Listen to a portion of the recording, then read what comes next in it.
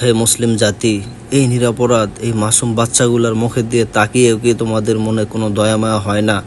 তোমাদের বিবেক কি সাড়া দেয় না? আমাদের চোখের সামনে নিষ্পাপ বাচ্চাগুলোর কি অবস্থা হয়ে যাচ্ছে, তাদের প্রাণ ঝরে যাচ্ছে। তারা কি বাসার আশা রাখতে পারে না? তাদের কি স্বপ্ন নেই বেঁচে থাকার? তাদের কি অধিকার নেই বেঁচে থাকার? 57টা মুসলিম কান্ট্রির কত মানুষ মুসলিম, অগণিত মুসলিম মানুষ আমরা, অথচ আমাদের চোখের সামনে একটা প্রজন্ম ধ্বংস হয়ে যাচ্ছে, নির্যাতনের শিকার হচ্ছে, অথচ আমরা হাত গুটিয়ে বসে আছি। তাদের সাহায্যে আমরা এগিয়ে আসতেছি না। এটা হিসাব কি আমরা দিতে পারবো? পরকালে কি আমরা এটা জবাব দিতে পারবো? যারা শক্তিধর দেশ আছেন, যাদের হাতে শক্তি আছে, তারা কি জবাব দিবেন কাল হাসরের ময়দানে, কাল কিয়ামতের ময়দানে, ওই আল্লাহ তাআলার সামনে কি জবাব দিবেন? একটাবার ভাবুন।